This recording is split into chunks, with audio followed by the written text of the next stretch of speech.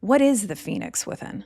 Phoenix is really, for me, that bird that is transmuting constantly and resurrecting itself. So it goes into the fire and it really burns everything that is not serving it anymore. People can get nervous about the destruction side of this energy. That's where the possibility lies. That's when the new things can grow and come in. That's the fire part of the phoenix. It's like burning things to the ground, but so that it can be made anew. Energy and capacity can increase when we release resistance. Resistance is, comes also from the ego, of course, from the belief systems, but it's also energetic. It's these energetic blockages. What's the antidote for resistance? It's surrender.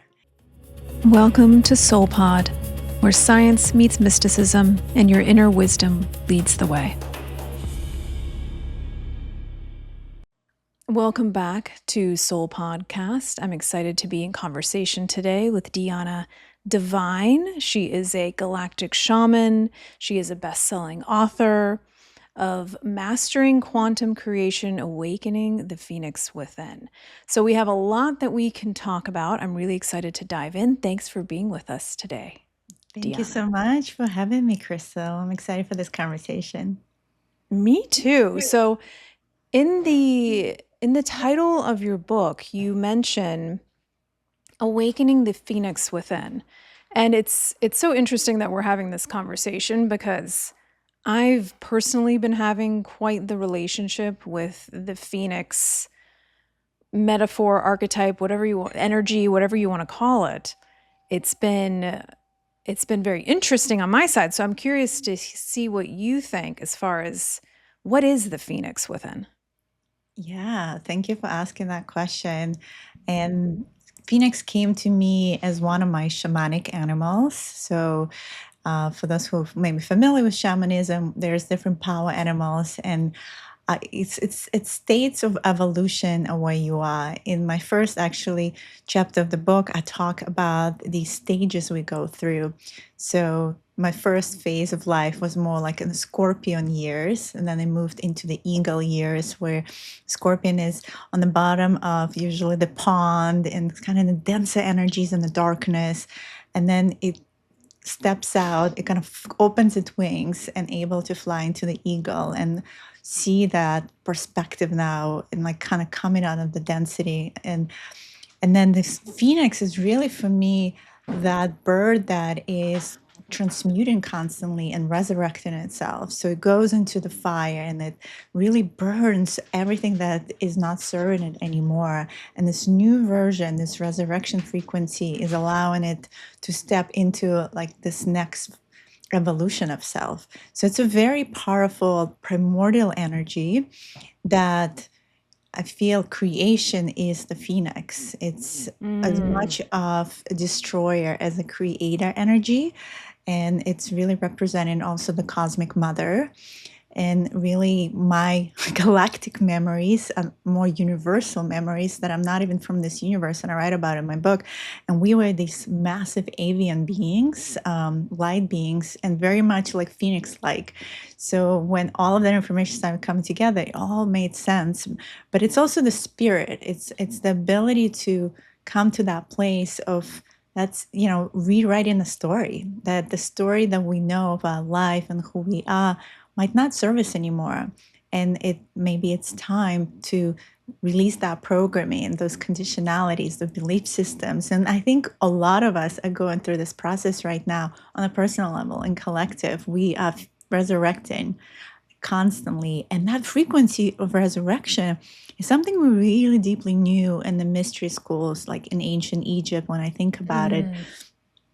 And we think of Christ, right? That resurrection frequency again.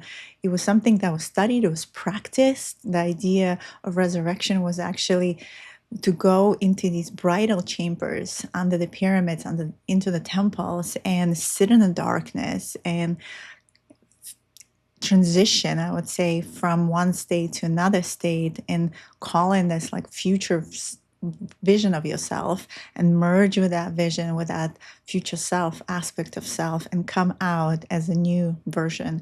So it's a really powerful symbol as well energetically. It's very Mm. something that really resonate with, and I feel many as well today. Yeah, it's so many things that you touched on there I want to loop back on. But yeah, I love that definition of it's both a destroyer and a creator. Mhm. That's the energy of destruction and creation, which always go hand in hand, right? Um, and it's such a powerful it's such a powerful archetype.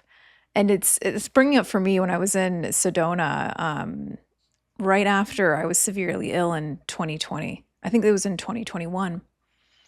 And one of the first trips that I finally went on was to Sedona, and I was still healing, not fully there yet.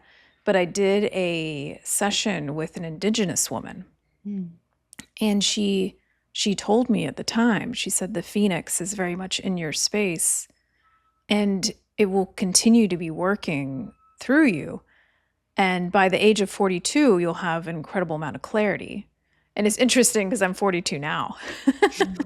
And I'm like, oh, well, you know what? I kind of do. A lot of things have been cleared out. If you look at my life in 2020 versus today, it's completely different. And I'm so excited about that difference. But I think sometimes people can get nervous about the destruction side of this energy. And we can forget that that's where the possibility lies. That's when the new things can grow and come in. That's the fire part of the phoenix. It's like burning things to the ground, but so that it can be made anew. So it's such a powerful energy to work with. So I love that. But I want to come back to your mention about being a extra universal um, being or consciousness or connection, whatever you want to call that. I would love to hear more about that. How did you discover that?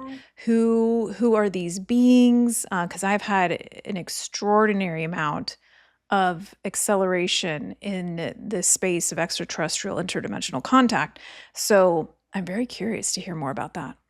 Yeah, there's so many beings, right? And so I also, read the Galactic Akashic Records for many, and those are like popular sessions that many come Mm. for. And so I see how within this galaxy, the Milky Way, we've been co-creating and having experiences. But lately, I've been really expanding beyond the galaxy into a universal time matrix and seeing how many of us really started our journey from other universes at the Andromeda Galaxy, where we decided to have this experience in Milky Way. And Milky Way also was created as a mirror copy of Andromeda Galaxy with less dimensions, so we can experience physicality in the way we can really experience in Andromeda Galaxy or maybe other universal, games and time matrices that are created. But essentially, the way I see this different blueprints, these celestial blueprints, the cosmic mother blueprints of experiences and consciousness, right? If you go to the source of creation, source is just oneness. And as it split itself to experience worlds and create worlds and destroy worlds, so there is this expansion, and then eventually contraction. So, and that's what I see always, these timelines that are building, and then we also collapsing them back because you can only expand so much. The universe that I come from, actually, that Akashic reading was done for me by Debbie Solaris. And I asked her to actually see where I come from and excluded my husband because I am the phoenix and he's the dragon. And Mm. he's my twin flame. So we always dance this dance of the phoenix and the dragon dance, I call it. And interesting enough, if you look at the Chinese mythology, they really embrace those primordial energies. You often see them in this infinity loop. And so what was interesting, she said that, oh, well, you actually come from this universe where there were mostly these massive avian beings, kind of like phoenixes. And there was one group, small faction, that were the dragons and the dracos. So it's a smaller group that kind of yin and yang, that were kind of, more into the ego self. They were more in the darker, I guess, playing the darker consciousness, versus we were mostly 90 something percent of lightness or orientation to the source and the light. And so there were some these factions that we had issues with. And so we just decided as these massive avian beings that and created beings that we want to, move them out of our universe because we had enough of them. And so we created this technology and we displaced them out.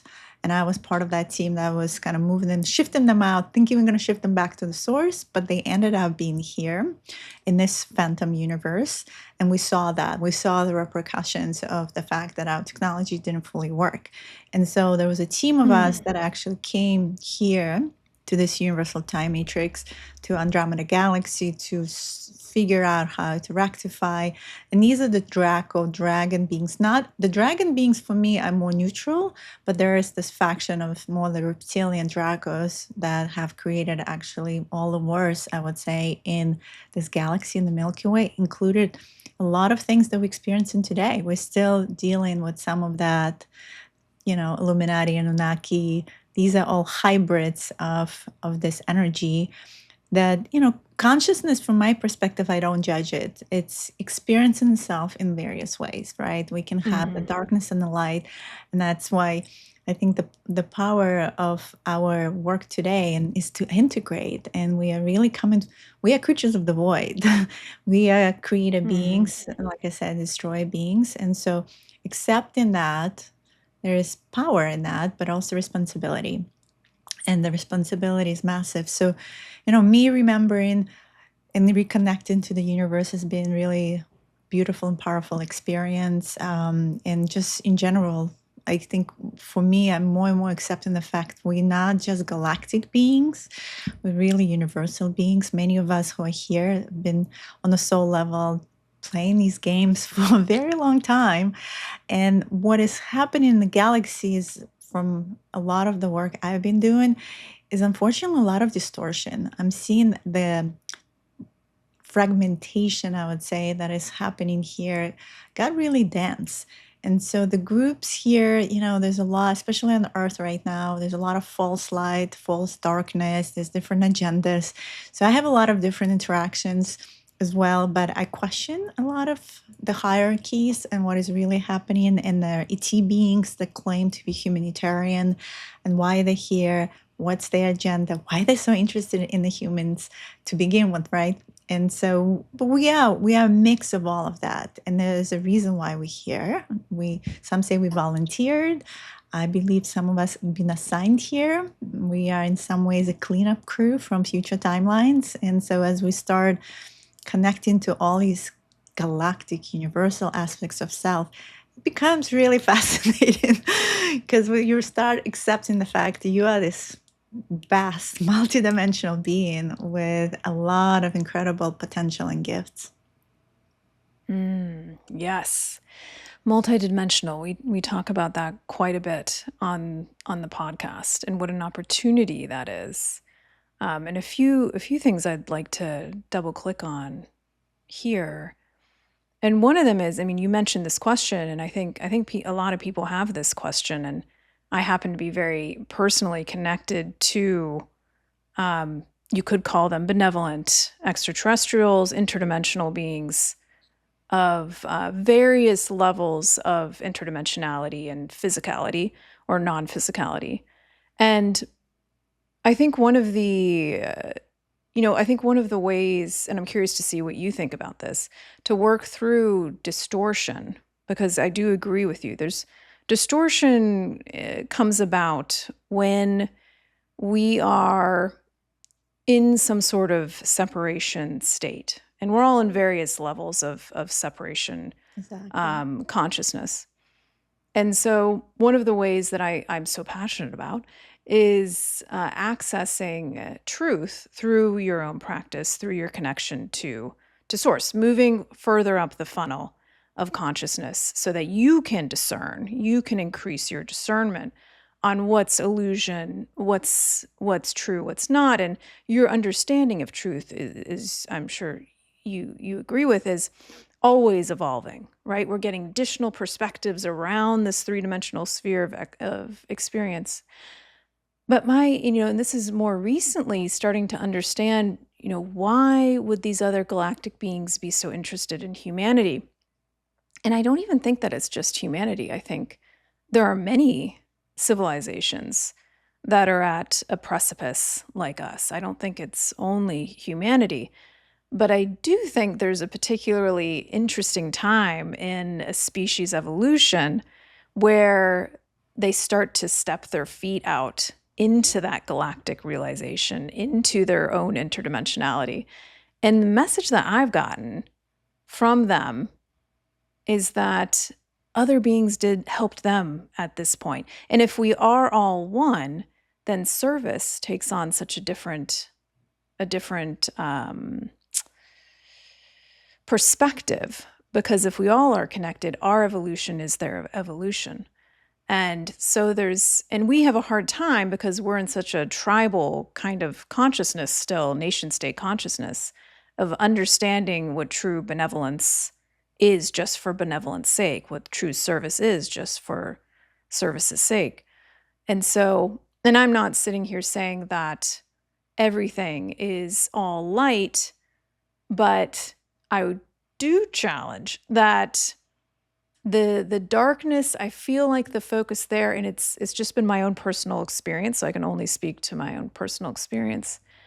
I haven't encountered it yet, at least. I've encountered dark entities that are not extraterrestrial related or interdimensional related.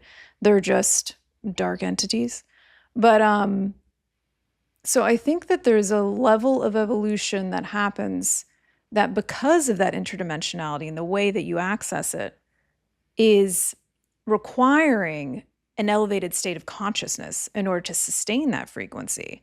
Then it makes sense, right? That these beings wouldn't be operating as much in kind of what love and below consciousness. So that's my own personal kind of soapbox on that. But we're at such an interesting precipice as far as understanding this galactic relationship and entering into this galactic family. So I'm curious, you mentioned galactic shaman. What does that term mean to you? How does it work in your life? And what is a galactic shaman? Yeah, that's a great question. And just to kind of backtrack to some of the things you mentioned, I completely agree with you Yeah. that distortion is part of the experience, right? So Yeah. in the perspectives, and the more perspectives we can have, is what makes us that very aware, conscious being, and moving through different dimensional layers, through different perspectives and different angles and viewpoints. And anyone who tells you about this is the absolute truth, they're operating from Red the flag.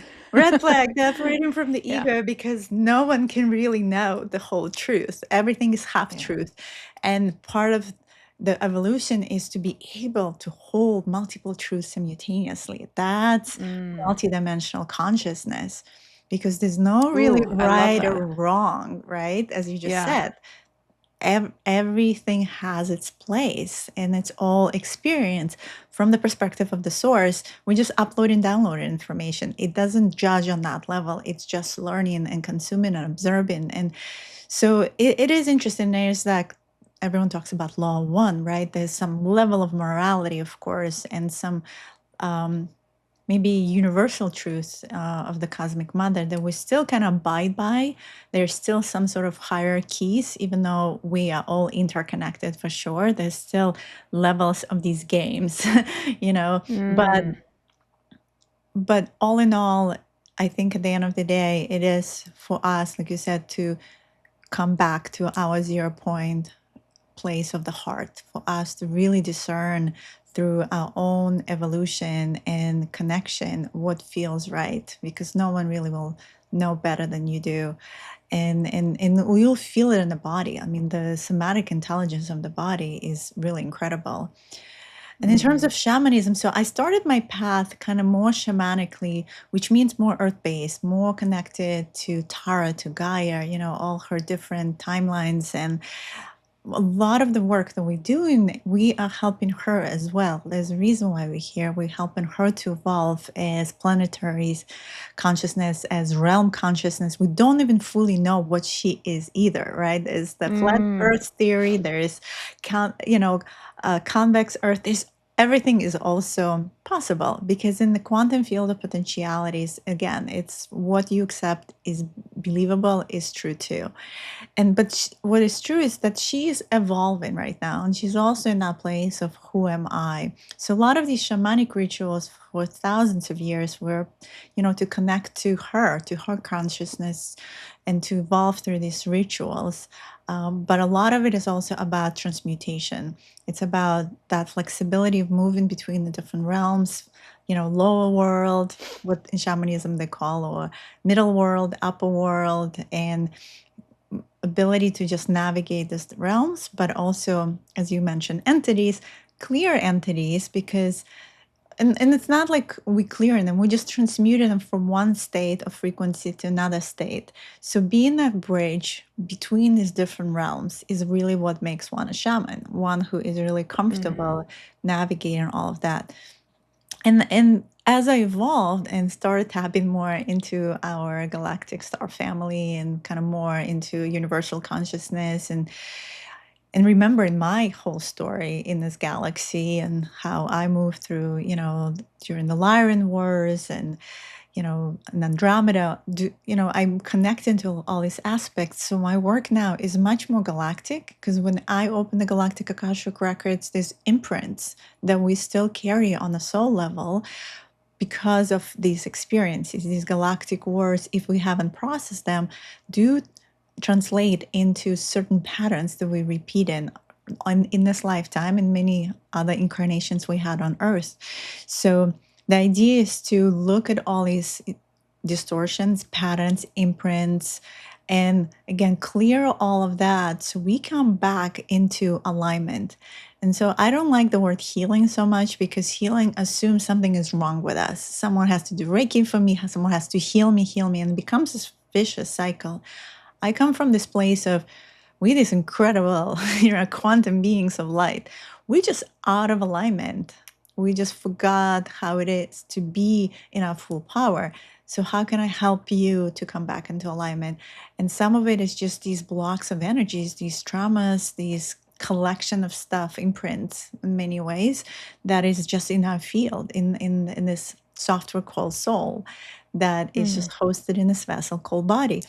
And so I'm helping people collapse those timelines, those imprints, integrate them, and incredible, results happen because all of a sudden that block of energy opens up, energetic pathways, the light bodies get more activated, there's more energy, kundalini energy, and that's what I do too. I do kundalini activation. Kundalini, the toroidal field, starts activating the structures, the geometries of our field are so beautiful just to begin with, right? We have the Merkaba, we have other structures we can actually build in a field as well. So my role is just, I guess, beyond now, just working with Gaia, Tara, but it's always going back to her. So it's grounding these energies and being that bridge. So whatever is happening there, connecting it to here, because that's what I see too. A lot of starseeds, light workers, they sometimes so out in the sky, or there's a lot of empath as well, and they're not really in their body. They're not embodied in their sovereignty here because it's almost easier to dissociate and not be in a body, not be in this density. And this, don't get me wrong, this is hard mode, this reality, right? And we signed up for it for a reason because we also wanted to evolve on a soul level and be on a certain assignments and soul missions that we're here for. There's personal, there's collective. And so embodied sovereignty is so important right now. I believe this is really the next phase we're stepping into in order for us to transition to be that galactic citizen, because it's so important for us to know who we are. Otherwise, we'll always be affected by the agendas of others. And for us, we just need to figure out collectively, and we haven't fully chosen what does it mean to be human galactically. Interesting. Yeah. What does it mean to be human galactically? That's an interesting question. Um, I would probably answer that in a certain way, but I'm curious. What do you think? What do you think humanity is being called to be, to step into from a galactic perspective? Yeah, I think we stepping back into that embodied sovereignty that I mentioned, but also like, Mm-hmm. the gods and goddesses that walk the earth. We always outsource our power, thinking, it's them that had it, but we are the ones who've Mm-hmm. been waiting for, as you know. So we're Yeah. remembering our own gifts from, the time of Atlantis when we were here, just in different, dimensional bandwidth, where we had all these incredible powers, when we could conjure a storm, when we could lift rocks with just our thoughts. I mean, when we could telepathically communicate. I mean, our capabilities are incredible. And I think these DNA strands that we have within us, we only have too active, so to speak, but I do see mutation happening right now with all that soul activity. We are learning how to hold more light in our field. And that's really what it comes down to: energy times capacity divided by resistance. So as we surrendering and releasing resistance, and eons of resistance, right? We went through this 12,000 year of, darkness, let's put it this way. And we surfacing up now, we're releasing that resistance and letting go of what's not serving us. We're stepping into increasing our capacity. And as we increase our capacity, more energy comes in and we becoming more crystalline. I think that's really where we headed, just like the advanced civilizations. We are carbon Mm. based, so we are dense, but we are mutated. And I think the future human illuminated 2.0, whatever we want to call this new version of human, I think is going to Mm-hmm. be much more aware and connected and very sovereign in what her reality is. And at the same time, crystalline in many ways, where I think we're going to shift from how we even consume the foods that we do and how we live our lives. It's going to morph and change, and it will take some time. This is not one day event change, but it will be fascinating. Right. Yeah. I'm 100% with you on that. And I love an equation. And I love that equation that you just gave us. It was, what was it again? It was Energy, capacity, yeah. energy times capacity divided Oh, by resistance. resistance, yes. Mm. That aligns with both my experience and where I think humanity could go as a collective. That makes a lot of sense to me, and it also makes sense in the context of what we were just talking about with healing, and that I think that our approach to healing is going to change, or what we call healing, which really is just becoming more whole. And then when you start to, like you're pointing to with your equation, release that resistance, then your capacity and your energy is going up. You're becoming more crystalline, to your point. You're able to hold more energy. And that has been my personal experience, is that the capacity is, and we're just scratching the surface here of I think what's possible, is quite mind blowing. And so so much of the work that you and I are both doing is helping people to release that resistance, and then you're starting to realize yourself as whole. And then it doesn't really matter what the ailment or the illness or the issue is, because as you increase that capacity and that energy, it just can't exist anymore in that state. And so you don't need to know the story of it necessarily. It just releases on its own very organically. And so I think that's a really powerful direction to think about. And I think in these times of chaos and division and a lot of things coming to the surface, if we can remember that energy and capacity can increase when we release resistance. And maybe you could explain for the audience, what do we mean by resistance? I think that's helpful to better understand. Yeah, so when we talk about resistance, for me, as I mentioned, I see literally in the field these like knots of energy, and they prevent for us to fully feel and be energetically open. And so resistance is, comes also from the ego, of course, from the belief systems, but it's also energetic. It's these energetic blockages. And what's the antidote for resistance? It's surrender. It's really just letting go and being more in the state of openness and allowance versus being in the state of control. Because the ego tends to want to, it's this primordial brain. It wants to control the circumstances. I always think about my favorite is, thinking of primordial days, right? We were in the cave and there was a lion running around, and we knew there's real danger out there. And so we would take this path down and collect berries every day and come back. And so we were trying to control the circumstances because of its survival. And then the berries would dry out, and you have to take a new path now to find new berries somewhere else. And there's like this fear that comes. This is how the reptilian brain functions, is this fear of the unknown, because it thinks that safety equals sameness, because the predictability of that same path makes you safe. And so often enough, what I see, people get stuck in these like sandboxes of reality. And this is more of that third dimensional consciousness where you operate in that resistance mode. You want to just know your parameters. These are my tools. This is what's comfortable. And anything outside of that is scary. It's fearful. Danger is real, but fear is an illusion. Everything is on the other side of fear. And this third dimensional consciousness, the way it operates is very transactional. So it's like, what do you give me versus what I give you? And majority of the world right now is operating in this type of transactional frequency. I mean, if you look what's happening right now, all these, new conflicts, new wars in Iran, in Ukraine, it's all about this push and pull energy where it's very finite, and if I take it from you and then you take it from me, and we're like reshifting these resources.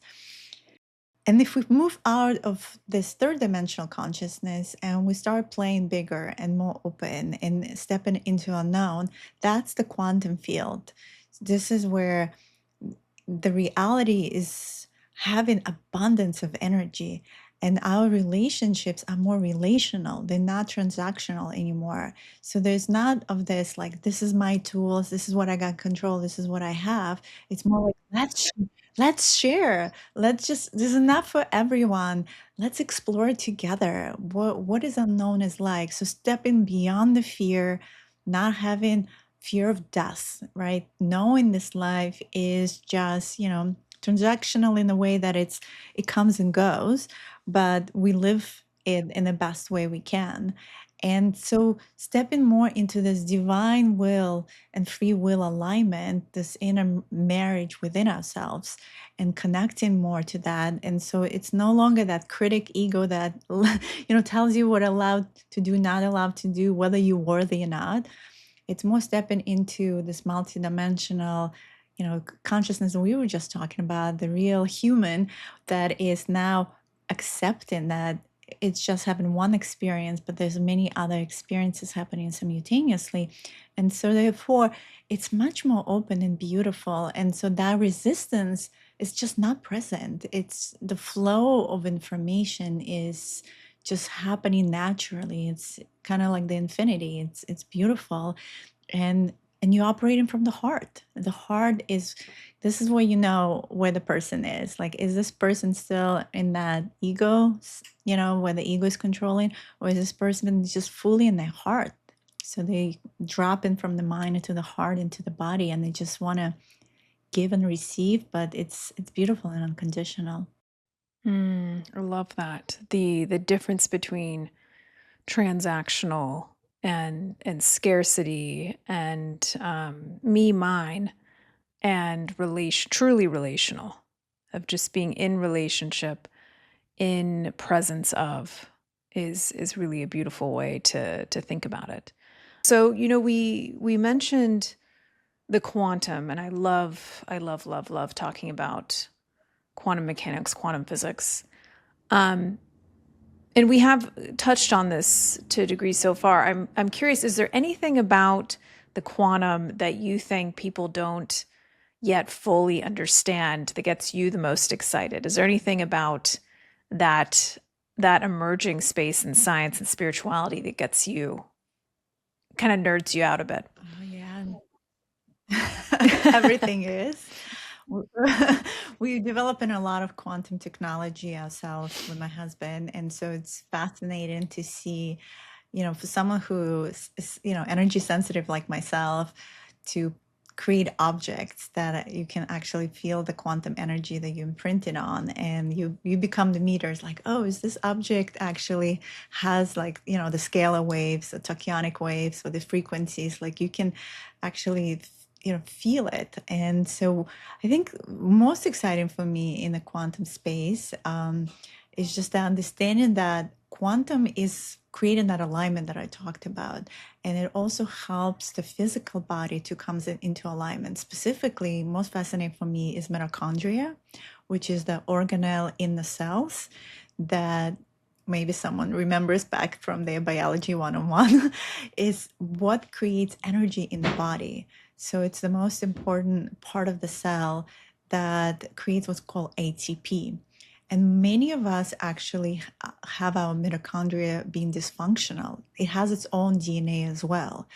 So for me, anything to do with like DNA codes, reactivation of DNA is fascinating. But I've been studying mitochondria because my husband himself been going through this journey of health, and he's been chronically fatigued and experienced a lot of different allergies and mold, you name it.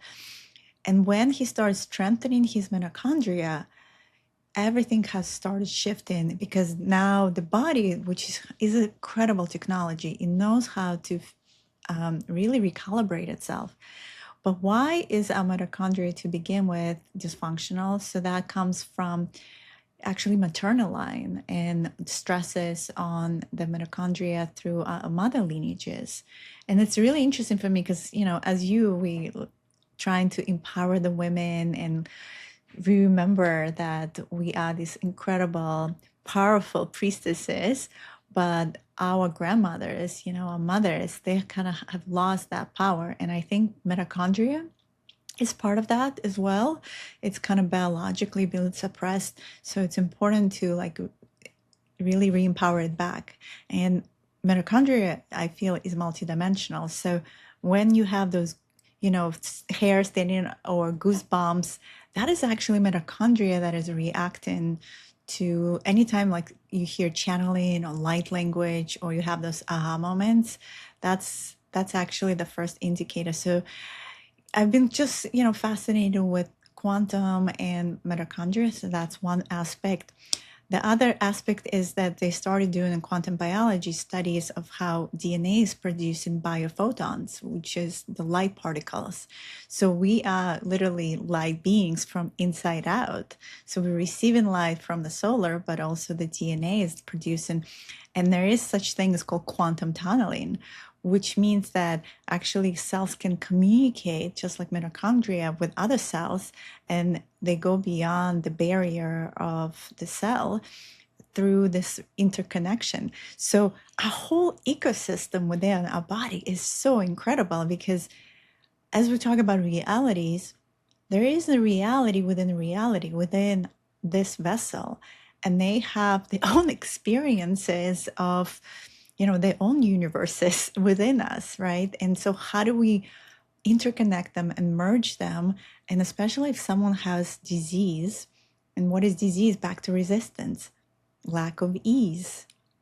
It's bringing it, this, like cancer cells, let's say, like understanding why cancer happens. I have had a few, I would say, in the last few years, patients, friends who have passed from cancer, for various reasons. But through my journey with them, I've been trying to understand this relationship of cancer cells. And it comes back to universal consciousness. It comes back to the fact that some aspects of ourselves and some cells just diverted so far away from connection from the source. And so it is important to keep a whole ecosystem within integrated and merged and talking to each other. So otherwise, that's kind of cancer, I think, is when the disconnection happens, the resistance happens. And usually it's interesting to see where exactly the resistance in the body, right? Because that part of the body indicates the resistance in the energy, because it starts really before the body is always the last place the resistance really shows up. It starts somewhere as ideation, then it moves into this like dream space of energy where, you know, we have chronic dreams, let's say, that we never processed, or some other resistances that we just keep on having. So if we allow that to happen, the body is just that last energetic, that light body, right, that is just experienced in a certain way. And this is, I call it the turtle medicine. This is the time to stop, examine, and be like, what is the message? What did I have not been paying attention to? Why is it showing up the way it does in that part of the body? There's always a larger indicator. So yeah, the quantum has been fascinating space, because this is where we go into that infinite potentiality. Everything is entangled, and everything is in superposition. So the superposition just means there's many particles that exist in simultaneously in different states, but the one that we are paying most attention and intention to is the one that kind of moves forward in reality making, in timeline, in manifestation. So there's so much as we become, what's fascinating for me, as we become more aware of the quantum mechanics, we can apply some of these principles to just explain maybe consciousness. I think we're just really scratching the surface, but it is exciting that there's more and more scientific proof just catching up with some of the esoterics. Because I love bridging the science and the esoterics, because we need to understand. Sometimes, you know, we feel it, but then when you have actually science to back it up, you're like, okay, well, maybe I'm not as crazy as I thought I was. And so there's more to discover. Yeah, I mean, I love that, and it's very resonant, because they're two different ways of knowing, right? The scientific, observational, the senses and the capacities that we have in this realm of experience is one way to experience something. And then there's another way to experience something, which is through direct consciousness, which is through accessing beyond the mind this field-based experience, which is always there. It doesn't really go anywhere, but you know, as you actually turn your awareness to it and start to, I think we're going to discover that there's both there's obviously a neurological component to the brain and consciousness, but there's also a quantum component to the brain and consciousness, and that the two interact, and that you can dial up those that field-based experience when you learn the mechanics of it. And so it's very exciting. And I think we're, to your point, I think we're just scratching the surface here. I would love to, if you're open to it, I know you have an oracle card deck. I would love to pull a card and see what we get for today and for those listening. Oh yeah, thank you. Thank you for asking. Yeah, let's see what the message is. And so this oracle deck, actually, the story behind it, as I was writing my book, I had like download where my higher self was like, well, the book is nice, but these days not many people are reading. So you need a tool. And they just showed me these images. So it's very kind of multifaceted in that way. It has like galactic elements. It has some ancient Egypt, mystery school type of energy as well. And I channel what's also called light language, or I call it source language. So I also put some of these codes that will come in with the images as well. And so yeah, so let's see what we get. Oh, I love it. So we got the card Twin Flames. Beautiful. For those of you listening, if you're on YouTube, you can also take a look at the card. It's gorgeous. So the sacred divine union. And sometimes twin flames, we assume always it's about someone else in a relationship outside of ourselves. But as someone who's been in twin flame relationship for over a decade, it really started first with my own inner union. And that's the message of this card. Sacred union is remembered within. As your inner divine masculine and feminine unify, you become the flame that magnetizes all. So the message, and let me just, if it's okay, bring in a little bit of more like the light language around this. Yeah. And I just invite you to close your eyes and just tune to the frequency. Don't try to understand it with the mind, just feel it in your body and what the message is around this. Ua rekia tustu makiatia retashta kumbakilia. Urtustua makatia shundaikia sua makai nukuana. Taking a deep breath into the heart. Umbushtukuha. Iarania ashtakia. Mustu aliatia tatia nukua taya siakumalia tishtukunuama. Stai shakai naiawa. Shikurtumakia tishtanikia. Suama siaki urtuma kialia tusua. Shiakuama. Isha ima et a uala. Beautiful. Thank you for that. I could feel I was seeing kind of like sacred geometry in my mind's eye, and could feel like a heavy, heavy calmness coming through, which was really, Yeah, really beautiful. I think that For those who might not know what light language is, how would you explain light language? so it's a multidimensional language. It's language that we all know. It usually starts with toning. There's different forms to it. I believe everything is light language. It's the expression of the soul. But what different about it versus linear languages we know is like when we speak English, we have exact translation word to word. So, right, our logical mind really activates. The quantum multidimensionality of this language is that it's frequency language. So it's language of the heart. You don't really understand it through the mind. And one thing can mean so many things. So it's back to quantum. It's quantum packets of light and information that hit your blueprint. And then they started kind of filtering into your system to from my higher self to your higher self to what you are ready for. But everyone, I believe, has the capacity and the memory of activating their light language. And I've activated many people. I have a course online that you can take on your own and connect to that. Many people reactivate into light languages in ceremonies these days, in just come into, yoga or Kundalini practices. It's like, remember when we were kids and we were like babbling and so it's language in a way too, multidimensionality of this language that I can tell now because of my experience, like what kind of language is it, what star systems it comes from, and I can channel these different frequencies. So actually my antenna is pretty flexible. So I started initially with just the first initial languages, which is what my soul blueprint knew mostly in this galaxy. So it's from Lyra system. So it was Lyran, and that's mostly what just came through, the more melodic Lyran. And then the Draco, Draco is very guttural. And because I was involved in the experience with the Dracos, it was kind of like the language that like your birth language, right?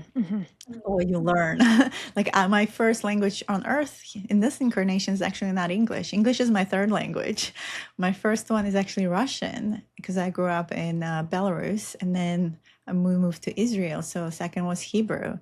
So it's like learning these different languages, but they kind of stay within your blueprint, and then you can expand beyond that. What's incredible about it, it's that it activates these parts of ourselves, the DNA and other aspects of ourselves that are much bigger. And back to being galactic shaman, the way I can transmute and shift energies right now using light language has been incredible. the sound, the codes, and the way, like you were saying, like all of a sudden this energy comes in and it comes in quick, and you can experience it, is incredible. And so you can just open it up for yourself, and then you can do, healings, remotely, quantum leap with anyone. Is this a whole new world, that for me opened up, and I was already like 20 years into my journey.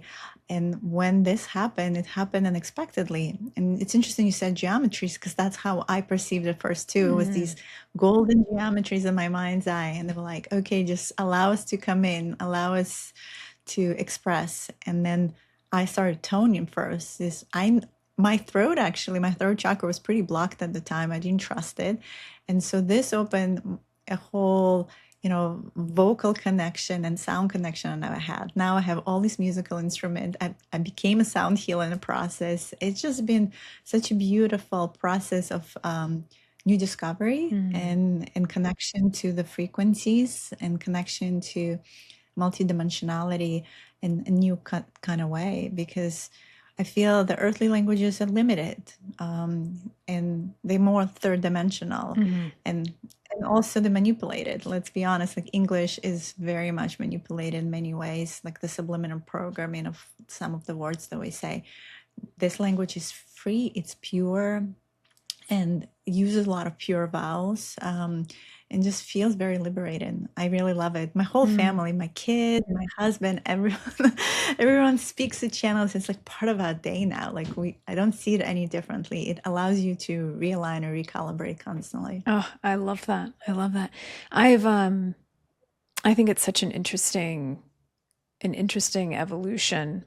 I was in a deep meditation once and had a little bit of psilocybin along for the ride as well. And I started to speak in light language, just like it's never been something I had sought to do, and it just kind of like organically happened. And I remember thinking, it was so interesting because it seems to bypass the analytical mind. Like you're not making meaning out of it. You're just experiencing it purely. And so it's fascinating to me. And I know that for some it might seem a little different, just like channeling as a medium as well. But there's all kinds. I mean, there has to be all kinds of different ways of experiencing frequency. And this is one of them, of experiencing information, and this is one of them. So it's really beautiful and fascinating. And thank you for sharing that with us. Sure. Yeah, it is. Definitely, as you said, different experiences. And I believe it's been on Earth forever. There's official Yeah. name for it, glossolalia. If you look it up, there's actually a word in the dictionary for it. And that just means like, speaking these expressions of God. In Kind of speaking like speaking in tongues too, tongues. right? Yeah, and Yeah. that's speaking in tongues. I don't like, because I believe the church created that Yeah. terminology to demonize it, because they try to suppress it and control it. And it's like, oh, you speak in other entities other than yourself. But no, this is actually, you said, like mediumship. It is channeling. It's channeling from your higher self, and you become. That's why it bypasses the logical mind, because you have to kind of tune into the channel. What happens when you take psychedelics like mushrooms? Your brain changes at that moment. Your very active parts of your brain are kind of not working as much, so you're able to connect and open that channel to something like that. And for me, actually, interestingly enough, that started with mushroom, a very slight microdose of mushrooms as well. Really interesting. Yeah. And then after that, I was like, okay, I did a couple of times, and I wanted to tap into it without any medicine. And so Yeah. I've been opening this channel. And now I've learned different, easier ways for others to connect to it. It took me years to fully embody it and be fully online with it and comfortable.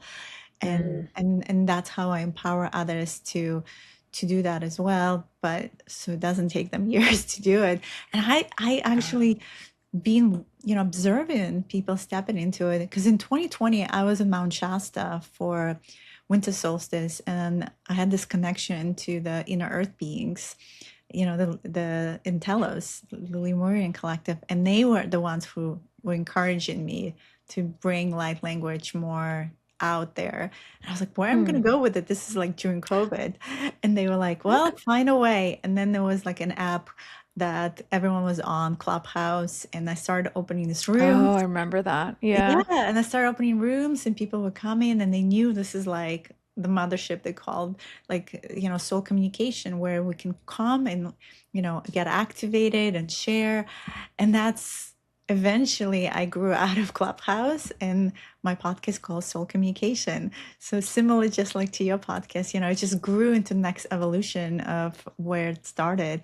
And so I'm beyond excited. It's really my passion to activate everyone to their really divine, pure expression of the soul, which is light language, glossolalia.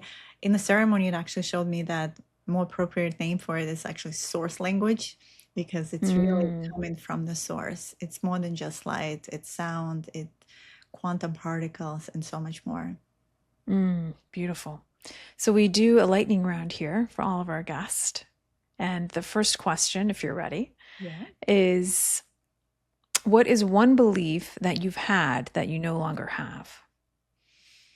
Ooh. Um, I think the one belief was that am limited, that I Hmm. can access only so much. I remember when I met my husband and he's so psychic, I was like, I can't access these places like you do. And he kept on telling me, no, you can. You just don't know you can. And so that was very empowering way for me to expand, because I started shedding those beliefs. And now, if you asked me 10 years ago, I'd be doing what I'm doing today, I would laugh at you. So everything is Same possible. here. I can empathize with that. Beautiful. And what is consciousness in your mind?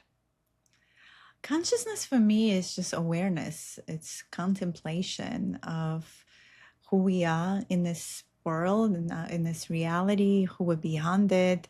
It's constant questioning and curiosity. So it's just continuously exploring the possibilities. And I feel consciousness, like I was mentioning earlier, is what creates all these universes, because it just wants to continue exploring and so curious.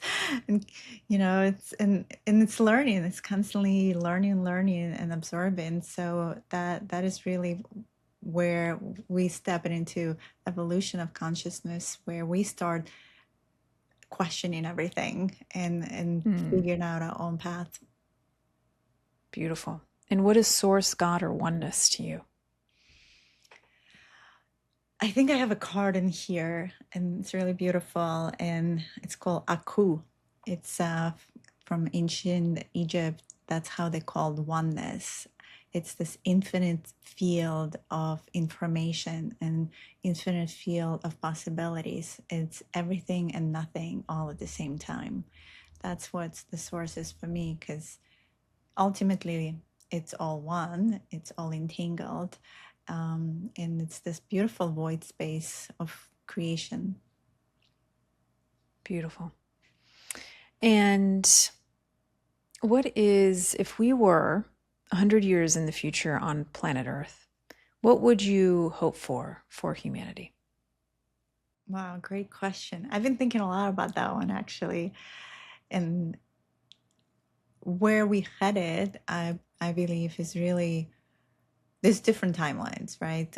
It's more about the timeline that you choose. There's, of course, those who subscribe into more Armageddon timeline, kind of the 3D timeline, where I think it's going to shift, where there's AI, there's, wars, and that will continue on. I think there's a timeline where it's like more false light timeline, I call it, where people are still kind of stuck in between, where they just following someone. For me, the timeline that I'm subscribing to is this really beautiful, what I call inscension timeline. Not ascension, but inscension, which is going into the 0 point of our heart. It's where we reclaim our sovereignty, our truth, and we live together in this beautiful, empowered way. And so 100 years from now, that's where we join Galactic Federation or the Galactic family, where we get to have all this quantum technology, free energy. It's just going to open up so many possibilities for us, not only from a perspective of longevity, but also exploration and consciousness, space travel. I mean, I think it already exists here. I think the secret programs probably have that technology of going, to Sirius system for dinner. But it is possible. Everything is moving so fast right now with the AI and how AI is getting embedded into our lives. And this is where we have to be a little careful with AI too, because AI tends to absorb. So we have to stay very conscious in our sovereign right and use it more as a tool, but not outsource our power to it. Ultimately, I want these beautiful communities, that are supporting each other, that loving each other, and there's abundance for everyone. And I think right now, like you mentioned, scarcity.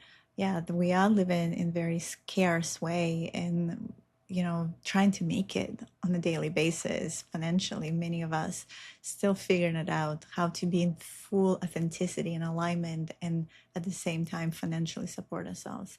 I think in 100 years, none of that will really matter anymore. I think there will be a way, just like advanced civilizations, like when I connect to Andromeda or Sirius or any of these systems, everything is just, shared somehow, but it's in a way that makes sense, in a way it supports what each person needs and their contribution to the society.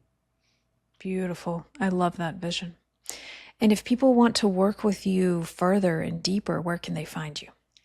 Yeah, the best way is to go on my website. It's dianadivine.com. So I share all the master classes I have. I have also a quantum academy, so you can take that light language course that I mentioned. I also have cohorts for quantum healing certification, so you can explore there and also book any sessions you want with me, such as Akashic reading or energy clearings that you want. And another really good place is to follow me on Instagram. I post a lot, so and my YouTubes, and it's all under Diana M, like in Mary Divine. So Diana M Divine, and you can find my channels there.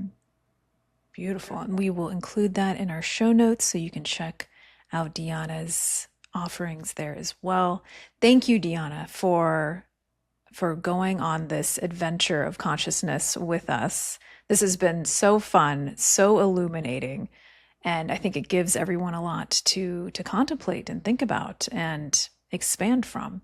So thank you for journeying with us today. Thank you so much for being open, for being curious, and allowing. Thank you, Crystal, so much for having me on. My absolute pleasure. And until next time, light beings, thank you.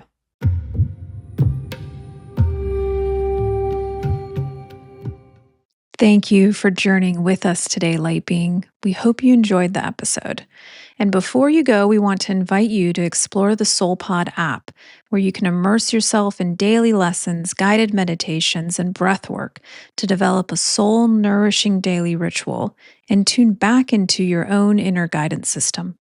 You can download SoulPod in the App Store or directly from the show notes to start your free trial today and awaken the ancient wisdom within you.